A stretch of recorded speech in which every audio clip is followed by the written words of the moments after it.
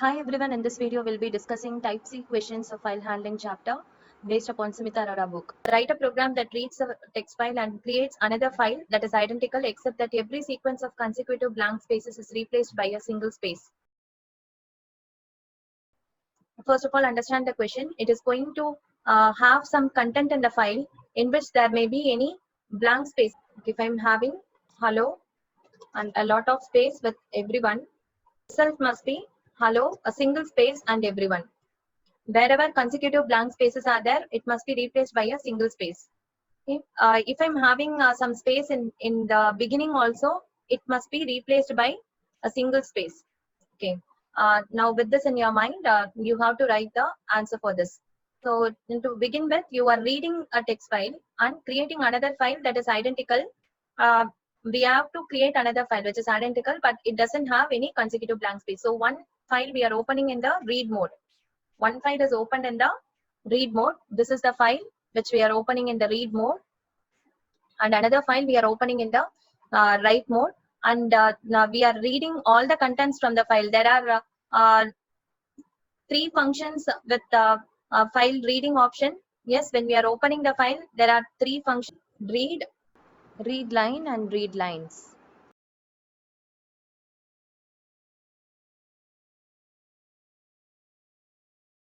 Read and read line will be giving us the output as a in a string format. We'll be receiving it. Read lines will be in the form of a list. In the list, each and every element of the list will be each and every line from the file, and from that line we have to do whatever manipulations we wanted to do with the text. Here, print complete file. If you are printing, you can see all the content from the file with in a form of a list, with each and every element of the list as a each and every statement, each and every line from the file. Okay. I'll run this program and show you after I'm explaining a little bit of it. For I in complete file, in the sense, what you will be having in I, each and every line from the file will be stored in I. Each and every element from complete file is nothing but each and every line from the file. From that line, just consider this particular line first. After explaining this, I'll tell you why I'm doing this. So I dot split, when you are splitting the first line, suppose if this is the line, and I'm splitting it, I'll be getting each and every word of the first line. For the first iteration, each and every word of the first line will be stored in the form of a list in J. Okay. From that J, I'm after splitting up, I'll be getting hello separately, everyone separately, and whatever I have separately, I'll be having. There is a function called a join, which you have to know, which is going to join whatever we are supplying here with the string which we are supplying here. It can be a list or a string or whatever is it. It is going to join the input which we are supplying here. Let me show the Python idle and explain now. For example, I'm having a list. So I'm joining. This is a string I wanted to join. Dot join, within the bracket I'm giving list L. Hello will be the first element from the list, and it is going to get joined with 2 asterisk mark, whatever we are supplying here. The same way, what I'm trying to do in the program is, I'm having a space here and I'm joining with the list of elements.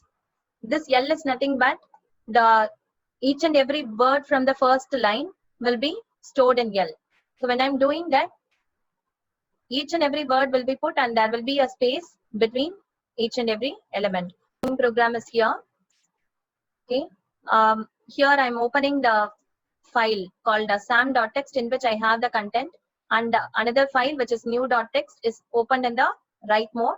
I am reading all the content from the first file from which I'm reading the content, first file, and I'm storing the content of the file in the form of a list. And from the list, I'm taking each and every element, which is each and every line from the file. If the line is going to start with a space, if in the beginning itself there is a space, when we are splitting it, that space will not be taken into account. For example, if I'm having L is equal to some space and then hello everyone, if it is there, and if I'm telling L is equal to L dot split, I'm splitting, and if I'm seeing the elements in L, the space which is there in the beginning is missing here. Even this consecutive space must be changed into a single space. But here, how many ever space is there, it is going to be neglected, and we will be getting only the word here. When I'm joining using this, when I'm joining using the space, I'll be getting the space in between. This is okay for me. This is I'm obtaining this result as correct, but here I'm missing the space. So that is why I have a condition here with which I'm checking whether I have a space in the beginning itself. If I'm having a space in the beginning, I'm just writing the space into the file. Okay, what is the file in which I'm going to write? File underscore W is a file handle. You have to know what is file underscore W, which is file handle, through which I'm writing a space into it. J is equal to I dot split. Here I'm splitting the line and into the words. First line for the first iteration will be splitted up and the list is being stored. This is what we have seen now in the shell, and I'm joining it with the space with all the contents in the list. And when I'm writing this content to the file, I'll be getting it correctly. Now let us see what is there available in sam.txt. Here, if you see, there is a space in the beginning, and here there are some space. This is going to come as such. Here there are some consecutive space, and let us see how it is going to get executed, and we'll be seeing the result. Now when I'm when I'm executing this, this is the one I'm printing, in which I have each and every line stored in complete file. Complete file is the list which is containing each and every line. Hi is there, this is me is there, and everything is stored along with all the space. Okay. Now when I'm splitting this up, when I'm printing J, you will not see any space which is there in the beginning. I'm taking this particular element and splitting it up. When I'm splitting, I can't see any /n or hi which is there in the beginning and in the end. So all those will be taken out when you are splitting and storing it in the list. That is why what I'm doing is I'll be checking in the beginning whether there is a space or not. And when that particular content is being written into the file, what I'm doing at the end, I'm also attaching a /n so that the next content is going to come in the next line. So file underscore W dot write to write. Write is going to write something which is there in the form of a string. Because this is a string format, I'm writing the string completely into the file. Now let us see the content of new.txt, in which we have written the result. So you have to move to text file and see, only then you can see the text file. Open. See, this is the original file. See how it is getting changed. Continuous space is being changed to a single space, and this is me is as such it is coming, and here also continuous space is there. Here it is being changed. See, the file in which you are writing it must be closed at the end. Only then the content will be written correctly. A file sports.dat contains information in the following format: event, which is a tilde symbol, and participant. And here write a function that would read the contents from sports.dat and creates a file named athletic.dat, copying only those records from sports.dat where the event name is athletics. For this, you need to know how the information is being stored. Here, as it is given here, it will be given generalizedly. They will not give the content completely. They will be generalizing it and giving it. You have to understand. Suppose if the event is athletics alone, I wanted to write those content in the file called athletic.dat. Otherwise, I do not need to write the content in this. So what you have to need to do is sports.dat is the file from which you are going to read the content. So you need to open one file in the read mode and another file in the write mode. Okay. So after doing that, what you have to do is you need to read all the content from sports.dat. Whenever you are reading some content, you will be getting the content in this form: event name and a tilde symbol and then the participant. Sports.dat is there. I will show you the content available in sports.dat. This is the way the text is being stored with a tilde symbol in the middle.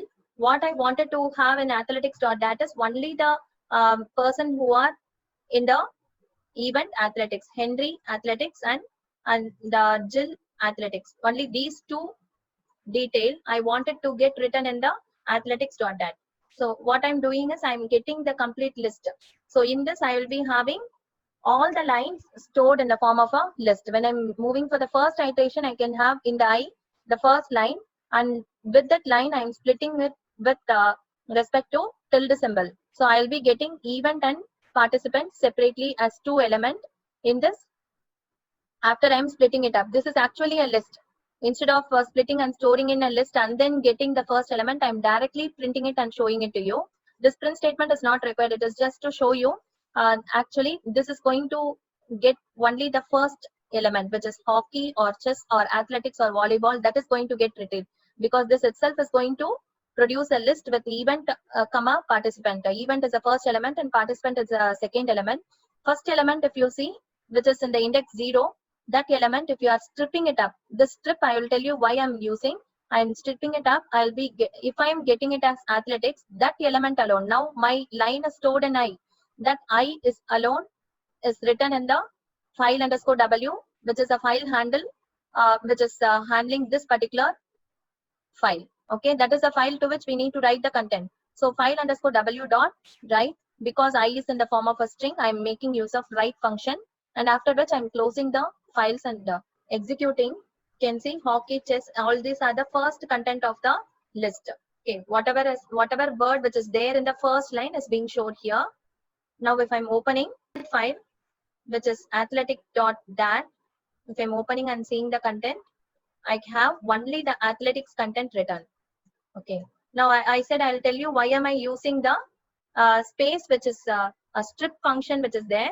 If I'm having some space here, okay, if I'm getting the first element as along with the space and hockey, it is going to strip it off and then it is going to check whether it is equal to athletics. Suppose if I'm having a space here and it is, and then if we are checking the condition along with the space, this condition is not going to result in true. Even if it is athletics along with the space, this will not result in true. That is why you have to strip it out and then check whether it is equal to athletics. A file contains a list of telephone numbers in the form Arvind and Sachin and some number. The names contain only one word. The names and the telephone numbers are separated by white spaces. So name, telephone number, it is going to be of that form in a single line. Okay. Can you understand? Name, telephone number, it is going to be there continuously. What they are asking us to display is name alone separately in one column and then telephone numbers alone in the second column. For that, what you can do is take first two detail alone, and they have also given that the name is going to have only one word. It is not two words. In order to avoid confusions, it is only one word. So we can read the particular line and split it out. And after splitting it, we can have some two columns which is having headings as names and telephone numbers, and under which we are going to write the Arvind and first number is going to come to the next, and in the next line we'll be getting the Sachin and the next number, and it goes on like that. So for that, what they have done is for I in range 0 len of file contents. So file contents, in the sense you will be getting the list size. File underscore contents is a list, and list size you will be getting it, and the step value is 2. Okay, because we are going to write two words at a time into the file. So we are going to just print it out. We are not writing it, we are just printing it out. So two contents from the two words from the file at a time. That is why I'm going to have the step value as 2. File underscore contents I, in the sense, firstly it will be having file underscore contents of 0, and then file contents of 0 plus 1, which is 1. So 0 will be holding Arvind and 1 will be holding this value. This is the program, and let me show how the telephone.txt looks like. See how it is continuously there, a name and a number, and it is continuous. Now when I'm executing this program, I can see name separately and telephone number separately written. Can you all see it? Name and the telephone number, which is in the separate column. So this is how you can retrieve the content from the file. After retrieving, you are taking only the first two contents, I plus 1, and then the next time when you are taking it, it will be file underscore contents 2 and 3, 4 and 5, and it goes on like that. Program to count the words 2 and the present in the text file. I mean, one file must be opened in the read mode from which we are going to get the contents from the file, and they are not asking us to write anything into the file, but they are asking to count the words to and the. So that must be displayed on the screen. We are counting to and the. So when I'm reading the lines from the file underscore contents is going to have a list in which each and every element is going to be each and every line from the file. So initially you will be having count of a count of either to and the, both is going to be initialized to 0. When I'm splitting the first sentence, I mean the first line from the file, and splitting it up and storing it in J. J is again going to have the list of elements, which is each and every word from the first line. When I'm doing that, I can have a count of 2, which can be added up to count underscore 2, which is a variable which we have initialized earlier. So in the same way, when I'm counting the and I'm storing it, I can have the count of all the. When I'm doing this continuously until the end of file underscore contents, then it is going to count all the to and the which is present in the poem.text. From poem.text, I'm just retrieving the contents. Let me show poem.text. So, okay, here I have some to, the, and everything is here. So how many to and the will be retrieved, and how it is going to retrieve? File underscore contents will be reading each and every, will be storing in the form of a list with each and every element as each and every line from the file. And then it is going to count by splitting this particular sentence. It is going to have in this J, if you print the value stored in J, you can see the first line for the first iteration with each and every element as each and every word from the first line. In that case, 2 will be one of the element in the list J. How many times 2 is being stored? This is going to count J dot count of 2. Then it sees for 2 2s, and 2 will be stored in count underscore 2. When it is again coming for the next iteration, it is going to see the next line, and if you see 2 is not available, the is alone available, the will be counted and it is going to get stored. If it is not available, it is going to return 0 and nothing is going to get added. Now let us see the result.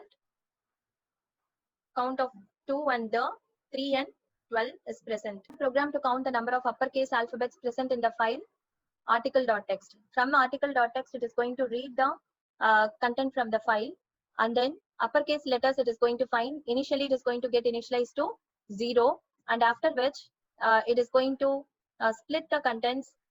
I mean, from file underscore contents, it is going to take each and every line from the file which is stored in J, and K is going to get each and every word from the first line. For the first iteration, each and every word from the first line will be taken out, because it is each and every character we have to check. Okay, that is why we have another for loop in which I'm going to check each and every character from the word. This K itself is a string, and from the string I'm iterating through it, and the letter contains each and every character from K.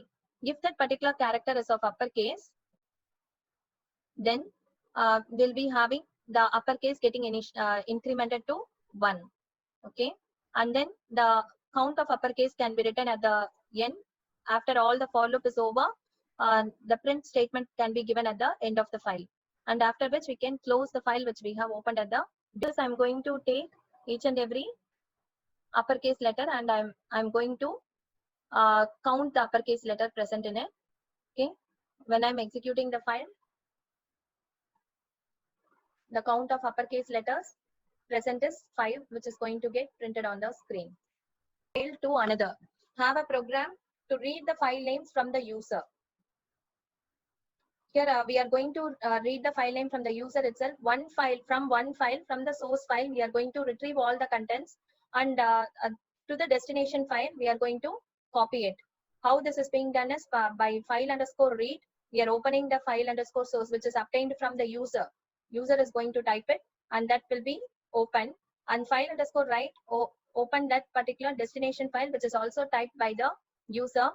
And after which, from the file underscore read, we are getting everything in the form of a list. Source underscore content is going to have the complete contents in the form of a list, and we are going to write the list into the file, which is file underscore, which is the file underscore write is the file handle to which we are going to write it. The file underscore write dot write lines. Why am I using write lines? Is because I'm passing a list here. If I'm just passing only the string, I'll be making use of write or write line. Here I'm passing the list itself. That is why I'm having write lines. After writing everything, we need to close whatever file we have opened earlier. Let me have the content, the text file. I have poem.txt. I wanted to write in others. Now if I'm entering source file as poem.txt and destination file as others.txt, we can see the result. See the content in others. Okay. The poem which I had it in poem.txt is now written into others.txt. And that appends the content of one file to another and have the program take the file names from the user. So it is getting the input of the file source from which we are going to take all the content and copy it to the destination file in such a way that whatever content which is already available in the destination file will must not get erased. So in that case, in the previous question, they just asked us to copy from one file to another. In that case, we have used in the open the file in the write mode. Here, what you have to do is open it in the append mode, and you are going to read the contents from the first file source. So file source is being opened by the file handle file_read. So file_read dot read lines, and from which we are getting all the contents, source content, and those source content will be written into the file_write. So file_write will be having all the content written to it in the append mode. The so it is not content along with the destination file content. Next is next question. Write a program that reads character from the keyboard one by one. For this, I have written the answer in two methods. One is by opening the source file and getting the content and making the lowercase to be written in the file lower and uppercase to be written in file upper, and then the others.txt will be containing all the other characters which are punctuation mark or any other character which is other than the lowercase and uppercase characters. All the numbers and everything is going to get written in others.txt.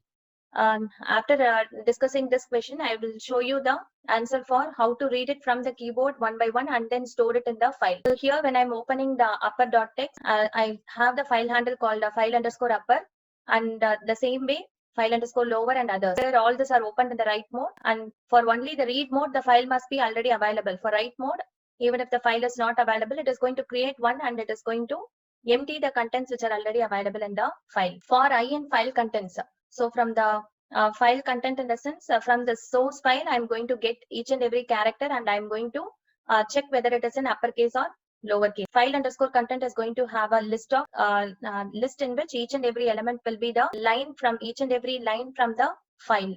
So after getting it, I will be containing each and every line, and from which I'm going to take each and every character, and I'm going to check whether it is in uppercase. If it is in uppercase, then I'm going to write a particular character into the file. If I'm writing a single character, then write function must be used. Or if it is a string, write function must be used. If it is a single line, then write line must be used. So after writing it, I'm having a file_upper in which upper.txt is being pointed by the file handle. And then elif, if the character is of lowercase, the same condition can also be written in another format, which is str dot is lower. Within the bracket, you can pass the parameter j. After passing the parameter, you can check whether it is in lowercase. After checking the lowercase, that particular character can be written into file_lower. So else condition, if it is not an uppercase or if it is not a lowercase, it is going to write all other characters into the file_others file handle, right? Understood? And at last, you are closing all the files. Now let us see how to get the input from the user using the module called SYS module. Import sys, you are opening, the file is being opened. All the three files are open, and then I'm just printing enter any character. Here for chin sys.stdin. This sys.stdin itself is going to get the input from the user from the keyboard. Then as soon as I'm entering it, we are just checking each and every character alone. So only one character must be got as the input. In order to check that, we can check length of the character. If it is not equal to 1, then we can again print enter only single character. Afterwards, when continue is being executed, it again moves to this line. And continues to, the system is going to wait for the input from the keyboard. Now in the next condition, if the character is 1, having the length 1, I'm having strip here because when I'm typing a character and pressing enter key, along with the character /n will also be taken into account. Because we are using sys.stdin, it will also include /n, because if press the enter key, /n will also be taken into account. In order to remove all the /n or empty spaces, we have dot strip, so that to confirm that whether it is a single character or not. If it is single character, this if condition will not get satisfied, and it comes to this if condition. There it is going to check whether it is an uppercase or lowercase, or it is any other special characters or numbers. It is going to get written into the another file called file_others. Then after which, again, in order to continue or stop with this execution, you can ask the user to type whether yes or no. If it is no, you can break and come out of the loop. If it is yes, it is again going to ask for enter any character, and that character will be again checked for the input. Yes, because as soon as it is coming to the continue, it is going to get the input from the keyboard using sys.stdin, and whatever value we are entering from the keyboard, that value will be stored in ch automatically. Okay, here itself, whatever from the keyboard we are typing, it is going to get stored in ch, so you need not ask it here. Okay, continue is going to continue with the next iteration. Let us see how this is getting executed. I'm just entering 2 characters and pressing enter key. It is asking us to enter only single character. Now let me enter a single character, which is capital letter W. I'm entering yes, so that I need to continue with the next character. A semicolon is being entered, and again yes. And I'm entering a lowercase letter n. Again yes. Let me enter an uppercase Q. Now I'll type no and enter key. It has come out of the loop. Now you can open and see all the text files, which is right now it is being created. Lower, others, and upper, all the 3 files is going to have whatever lower case which we have entered will be stored in lower file, and the others will be having the semicolon which we have entered. Let us check others. Can you all see a semicolon is being entered here, and that is stored in the others.text. 2 uppercase characters W and Q, and that is also written into. And in the same way, the lowercase character n is there, that is going to get stored in the lower.txt file. Next question. Write a function in Python to count and display the number of lines starting with alphabet A present in the text file lines.txt. You have to consider this is the lines.txt, and whichever line which is starting with the alphabet A must be counted. How many lines are there which is starting? So here in this case, 3 lines are there.